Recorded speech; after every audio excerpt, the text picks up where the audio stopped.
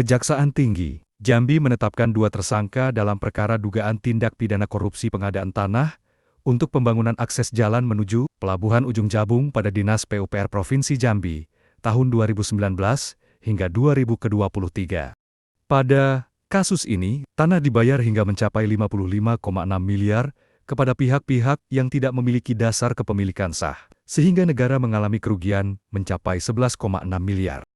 Kedua tersangka masing-masing berinisial AS, selaku Ketua Pelaksana Pengadaan Tanah yang juga mantan Kepala Kantor BPN Tanjung Jabung Timur, juga pria berinisial MD, selaku Kasih Penetapan dan Pendaftaran Hak pada Kantor Pertanahan Tanjab Timur, yang juga Ketua Satgas Kelompok B. Asisten Intelijen Kejati Jambi, M. Husaini, mengatakan penetapan tersangka dilakukan setelah tim penyidik mengantongi minimal 2 alat bukti yang cukup. Husaini menjelaskan, kasus ini bermula dari proyek pembangunan jalan akses menuju Pelabuhan Ujung Jabung sepanjang kurang lebih 80 km yang telah direncanakan sejak tahun 2010. Pada tahun 2019, diterbitkan kembali Surat Keputusan Penetapan Lokasi atau PENLOK dengan jumlah bidang lahan yang akan dibebaskan sebanyak 505 bidang, dengan estimasi anggaran sekitar 16 hingga 17 miliar rupiah. Namun dalam pelaksanaannya, tersangka AS menetapkan Satgas A dan Satgas B, di mana MD bertindak sebagai Ketua Satgas B. Permasalahan muncul dalam penyusunan daftar nominatif atau DNP yang menjadi dasar penilaian ganti rugi. Dalam dokumen tersebut ditemukan banyak data lahan yang tidak memiliki bukti kepemilikan sah dan tidak memiliki identitas yang jelas. Akibatnya, pembayaran tetap diajukan kepada pihak yang hanya memiliki surat keterangan penguasaan fisik tanah sporadik yang tidak memenuhi syarat administratif. Dalam kurun waktu 2020 hingga 2022, total pengajuan pembayaran mencapai 55,6 miliar rupiah kepada pihak yang tidak memiliki dasar kepemilikan sah. Dalam kasus ini, tim penyidik telah memperoleh alat bukti berupa keterangan saksi, keterangan ahli, surat atau dokumen, serta barang bukti yang menguatkan adanya tindak pidana korupsi sesuai peran masing-masing tersangka. Demikian kata Asisten Intelijen Kejati Jambi, Husaini, Rabu, 8 April semalam. Husaini menyebutkan, kedua tersangka langsung dilakukan penahanan selama 20 hari. Terhitung sejak 8 April ini hingga tanggal 27 mendatang di Rumah Tahanan Negara Lapas Kelas Kedua, Jambi. Dalam perkara ini, negara mengalami kerugian sebesar 11,6 miliar. Penetapan tersangka telah sesuai dengan ketentuan hukum yang berlaku, yakni berdasarkan minimal 2 alat bukti sebagaimana diatur dalam KUHP. Demikian Rio Andre Fahmi melaporkan untuk Jambi Express TV dari Jambi. Saya hormati Pak Spisus, ada Kasidik, Pak Aswas. Kami akan menyampaikan press release terkait kegiatan pada malam hari ini. Pertama bahwa pada hari ini tanggal 8 April 2026, Kejaksaan Tinggi Jambi dalam perkara tindak pidana korupsi dalam pengadaan tanah untuk pembangunan akses jalan menuju Pelabuhan Ujung Jabung pada Dinas PUPR Provinsi Jambi tahun 2019-25.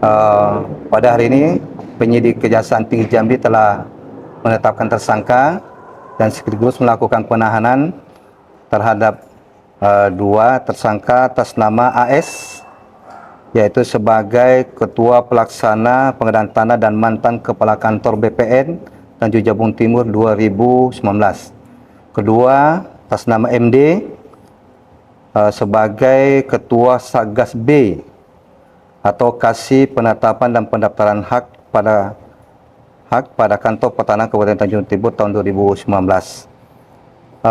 Kedua tersangka tadi telah ditetapkan tersangka berdasarkan penetapan tersangka atas nama AS TAP 01-L.5-FD.2 04/2026 tanggal 8 April 2026, dan tersangka MD telah ditetapkan tersangka berdasarkan TAP nomor 02-5-FD.2 04/2026 tanggal 8 April 2025, dan sekaligus kedua tersangka telah dilakukan penahanan Terhitung pada hari ini tanggal 8 April 2020 sampai dengan 27 April 2020 selama 20 hari ke depan. Kedua tersangka di dalam pelaksanaan pengadaan tindak pidana korupsi pembangunan akses jalan menuju Pelabuhan Ujung Jabung tadi telah memenuhi 2 alat bukti disampaikan oleh penyidik, dan selanjutnya di dalam sangkanya ada pasal 2 ayat 1 junto pasal 18 Undang-Undang Nomor 31 tentang pembuatan tindak pidana korupsi, junto pasal 603 KUH pidana.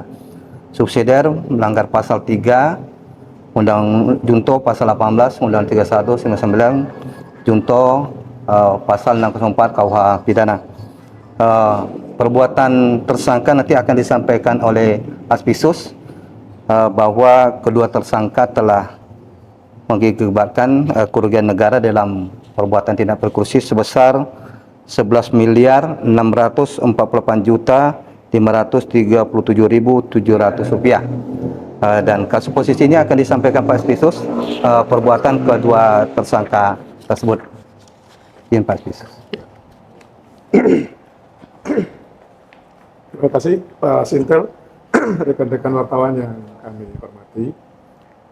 Seperti yang disampaikan Pak Sintel tadi, perbuatan kedua tersangka tersebut melanggar ketentuan Undang-Undang Tindak Pidana Korupsi dan juga ketentuan Undang-Undang Korupsi dalam KUHP baru, dan itu sudah memenuhi standar yang ada. Penetapan tersangka sesuai dengan ketentuan yang berlaku, dan kami akan menjelaskan sedikit kasus posisi atau kronologis dari perkara ini. Jadi perkara ini pada tahun 2010 pemerintah Provinsi Jambi melalui Dinas Pekerjaan Umum membuat perencanaan teknik jalan untuk akses jalan Jambi Pelabuhan Ujung Jabung dengan panjang 80 km yang meliputi jalan nasional, jalan provinsi, meliputi wilayah Kota Jambi, Kabupaten Muara Jambi, dan